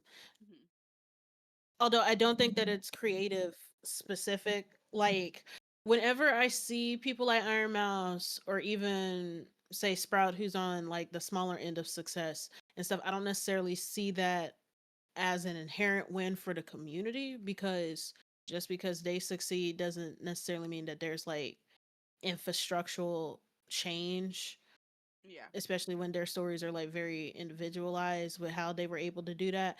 But seeing the work of disabled people being able to communicate with each other and consolidate important resources, like what I consider wins are more like IRL stuff, like say mass blocks, how people have coordinated with each other to distribute masks and respirators and air purifiers to their local neighborhoods and stuff. And it's mainly about connecting, because one of the issues of being disabled is like being isolated, and the Mm. internet has been an equalizer with being able to connect with people. And I've seen stories of folks traveling across state lines just to send physical stuff to a friend that they made online and helping with that.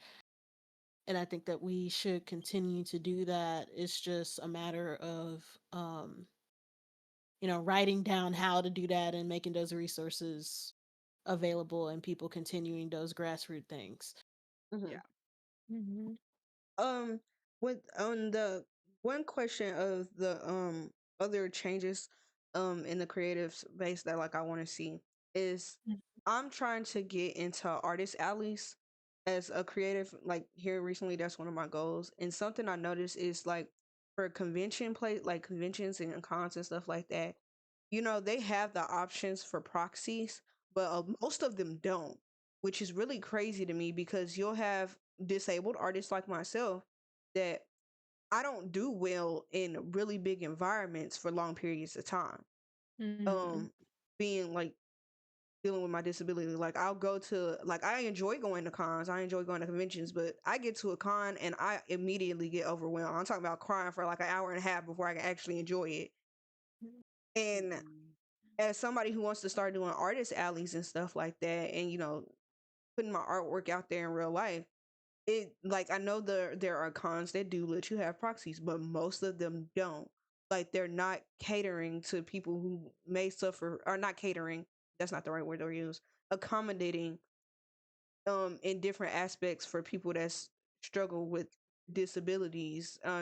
Like not just saying like wheelchair accessible stuff like that. Just in general, like people that want to be artists or exhibitors and stuff like that in convention settings.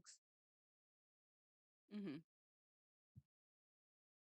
So yeah, like proxy of it, like proxies being allowed for events like that, Mhm. or just more accommodating to the physical aspects as well. Because like convention centers, like artist alleys, all if you've ever watched the artist alley vlog or anything like that, those tables be right next to each other. There's not, it's not wills, it's not like physically this physical disability accessible. Mhm. Mhm. So yeah. Yeah. Um, I don't. I say this as in they still have. I feel like everyone and a lot of companies have a lot of things they can still do, but I will give credit where credit is due. And I think Twitch is honestly doing really good. And again, they can still do more. That it doesn't have to stop there with giving more accessibility to everyone with like the closed captions Mm-hmm. and audio descriptions, the alt text and screen reader compatibilities. The only problem I think is like it's not compatible on all devices. And where I say Twitch, I also think that like streaming platforms like OBS has a built-in closed captions and Streamlabs doesn't. Why is that? Like there Mhm. needs to be like accessibility throughout. One thing can't offer and the other one is kind of like, yeah, we don't really need it. Like as much as Twitch is doing an amazing job with the small changes they've done, I just hope and encourage them to continue on this path of making everything accessible on every sort of device and the compatibility on everything. So that's like what I just really am hoping we get for streamers and for disabled creatives because it's like we all need it. And if you were a streamer and you're not thinking that like someone could come across that this could be helpful for, start thinking that, because it's not only everyone deserves to be able to watch a stream and enjoy your personality and like what you bring to this community. So it's like, yeah, I think that's all I have to say about that. Mhm. Liz, is there any like achievements or people that you would want to highlight? Uh, achievements or people I want to highlight. Yeah, that's you feel like have been making moves and like pushing the disabled community forward or doing any positives. Um, you asked, and now my brain is drawing a complete blank. So no, I can't think of like my brain just drawing a blank right now. I can't think of besides like who I already talked about. Everybody know Iron Mouse for the most part. Yeah. Yes. Yeah, I feel like one person for me is like the founder of my stream team, the DC3, the disabled Come on, con Shadow. Yes. the Mm-hmm. DC3 has been a huge help. Like Chi Chi founded this in around like 2022, and it's like it's not an official like disabled Twitch guild or anything like that, but like it's it's pretty significant. It's been able like it's been pretty successful in my eyes. Like it has we have like over 100, like around 100 members, and like either they also help like organize along with Chloe like this raid train alone that we're taking a part of. It has like Mhm. 147, 150 people that I've been able to like have slots filled and join, and it's and the way that they highlight like disabled people and like give them resources, but it's also they're part of the whole reason why I wanted to join the stream team is because it's very BIPOC forward. Like he understands the way that identities intersect, how underrepresented BIPOC are, and how important it is. Like even before this raid train was released to the public for people to join, our team was given like first grabs to claim slots, but they also made sure to mention and highlight like, hey, like for our white counterparts and team members, like if we could please wait and give space for BIPOC to come forward and like take their slots first, so that way they have a chance because we're still BIPOC forward, and I feel like it's incredible work that they've been doing and are continuing to work towards for years now. That's beautiful. Great. Yeah. And then if we want to go around, like I'd also want to like highlight your guys' work and like what are you guys looking forward to moving forward? Oof.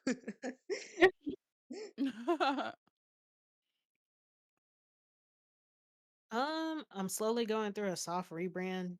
There's a lot of stuff going on behind the scenes still. Um, Pretty much, I'm going to make a new PNG model. I'm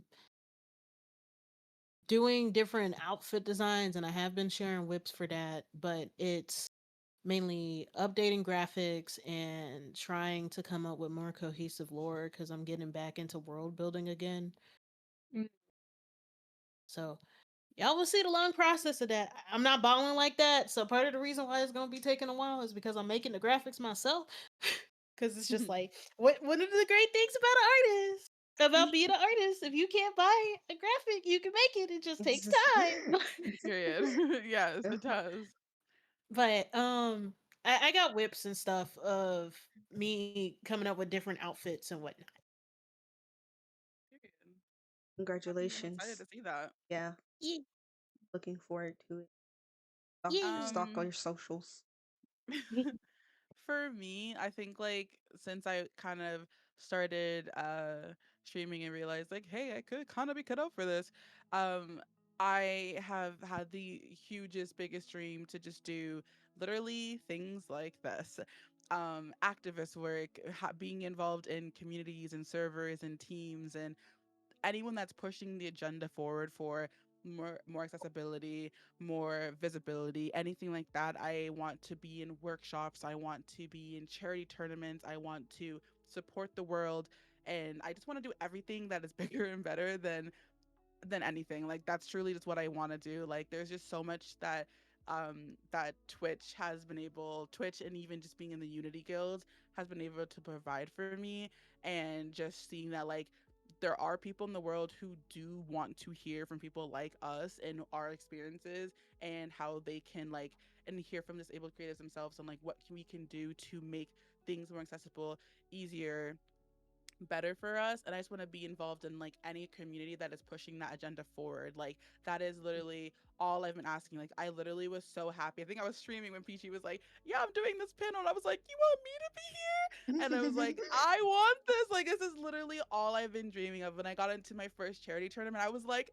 this and more. Like how can I make this myself? It's like that's all I've wanted. Like since I was a kid, I was like, I just want to make someone happy. I just want to make people feel seen and feel heard, because I feel like that's what I would want for myself when I was growing up.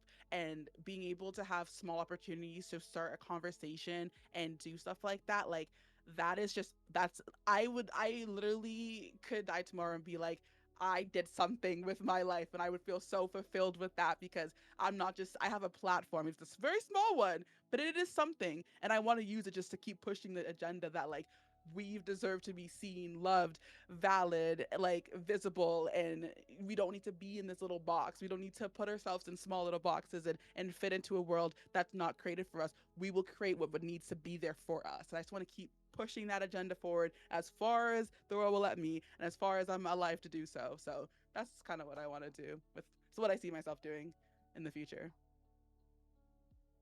Got us all crying in the chat. Okay, Missy. Bye bye, y'all. Let me get y'all some tissue papers. I guess it's my turn now. I guess um Mhm. I so I have a lot of things coming up and a lot of things planned. Um I Words elude me every time. I got some projects coming up with friends and stuff that's pushing towards my goal of being, I guess at this point I'll be essentially my own distributor. So for those who don't know, I Yeah, do Blue got a store. yeah, I have an online store Period. and shop where I make and craft everything by hand. So from stickers to tote bags to t-shirts to even keychains. I make like the keychains at home and everything. And a good friend of mine said my longest online internet friend, shout out to Sai, she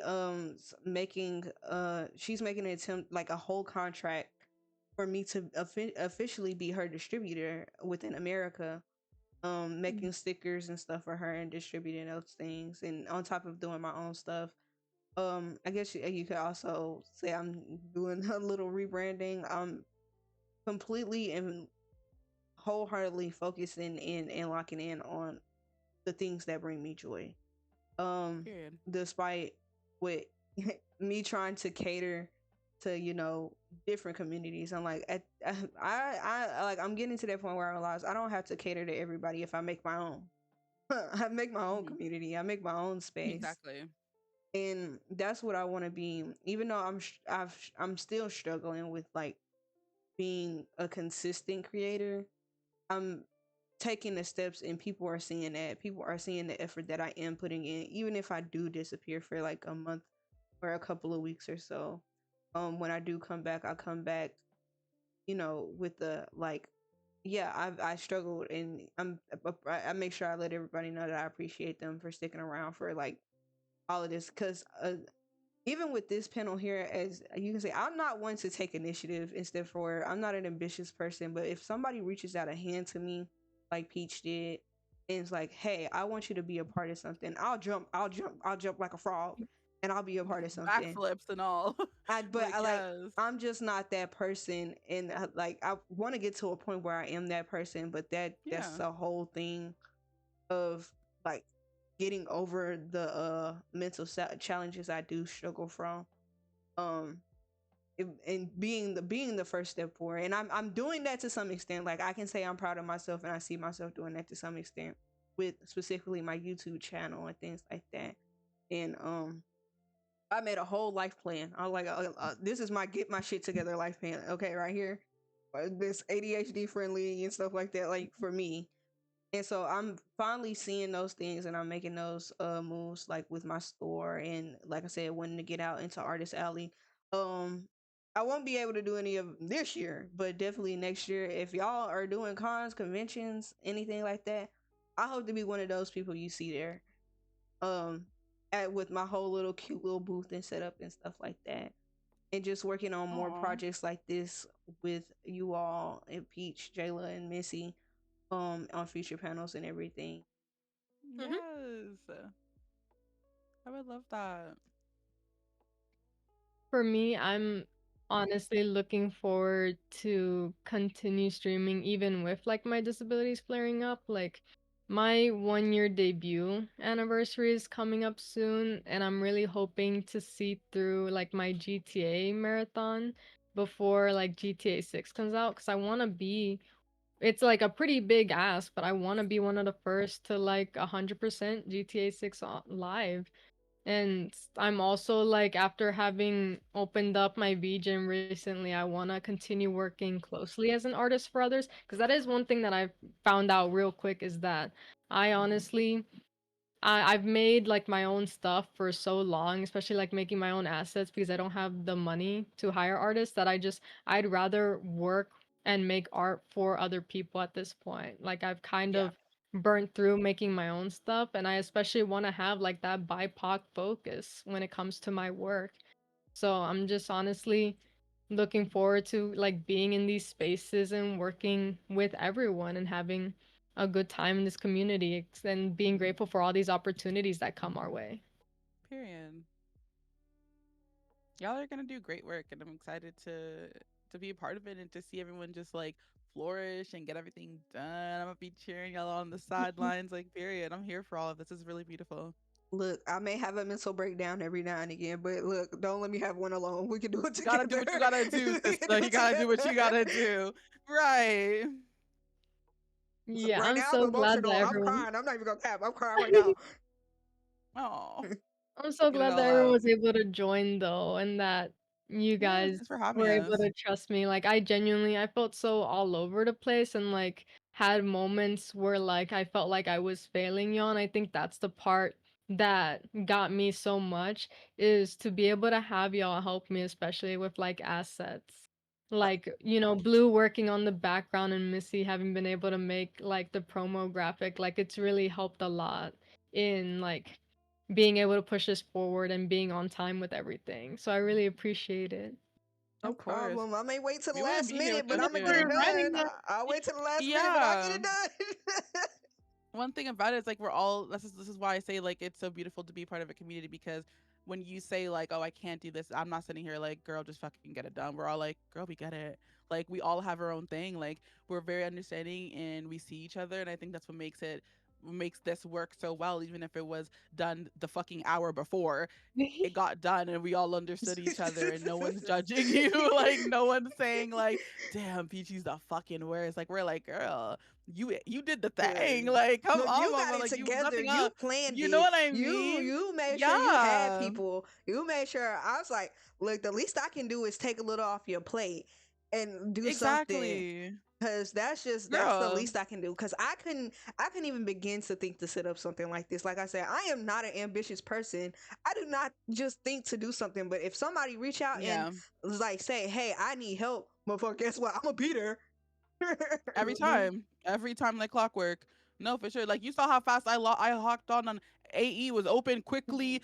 Things were added. I was like, let's get together. Let's get this done. And that day I finished it that same day, girl. I'm on top of it because first of all, I don't even do graphic design. You don't even like really doing too much. But I was like, for you, trust me, I'm gonna bring any minimal skin. I'm gonna put it to work. Also, I'm gonna I get it want to done shout out Pete. Peach, I want to shout you out too because you were the first person for ever to reach sure. out to me Yeah. and do a collab. You were the very first person. When I joined the Period. Melanin Mafia and we clicked like that, you were the very first person. And you were my very first collab ever. Like, I had never done a collab before this. Or before that, the very first one we did where we just sat there, we chatted, and we drew. And that meant Yes. so Step much to me. gorge. Aw, Oh, that is thank actually y'all so gorge. much. Nah, thank you, girl. We would not be here without you, truly. Yeah. Woo. And this has been a very insightful experience. It's been awesome. I'm so glad. I'm also gonna go ahead then and I wanna like go ahead and put over the rate train message that way we can keep this train going. Yeah, who we going to Yay. So next? who are we? We are going over to and I'm gonna go Does it ahead only and take one person or uh because of stream together or do we all give I us Oh don't no, know. the her name so stream we will can all go. I don't know how to. okay. Yeah. I don't know how to rate. I'm not If even you gonna guys cap. I'll want raid to, I with think you. if you want to raid to them, you definitely can though. Yeah. Put the name in like the Discord Yeah, let me go ahead and put the name in there because like I so I know how to honestly spell it. I still don't know how like what's it called? How Stream Together fully works. I, Same. I don't know how I've anything used it like works. 3 times. Oh, I love stream together. It's my Also, girl. guys, thank you for the follows and stuff. Oh yes, thank you, I Thank you. usually don't Thank be Thank talking you. to chat during collabs because like thank if I you, do that, I will lose. I will lose it. thank you for Like everyone that was I gotta here be as well. focused on Like one thing at a time. But let's give you love guys some y'all. credit too for like being here. The people who stayed for the whole 2 hour, people who came in for a little bit, the Hmm. lurking, like the people that are a part of the train to begin with. Like thank y'all, all of y'all for your attendance because there ain't no panel without people. So thank you for That being part. here. Let me see if I can figure out how to do this. Yeah, thank y'all so much. I really appreciate everything. I went ahead and sent over the person's at, and I think it's just like Backslash raid and then you don't put the at, Yeah, you just put the name. yeah. yeah. Oh, at. Oh, at. No at. Okay. So thanks for everybody who came. Yeah, thank Thank you to you. everybody who showed up, even the people that like that I was posting about on like Facebook and stuff. I was like, I don't know none of the people that I'm friends with, family that I'm friends with on Facebook know what I'm talking about half the time. But hey, if you're from Facebook or from uh what's that other one? Instagram. Hello. Thank you. Thank you all so much. Let's go ahead and I have that message phrase down, and let's go ahead and send over the love. Thank you all so much again. And stay above Okay. Thank water. you, girl. Are Bye, great. everyone. Bye bye everyone.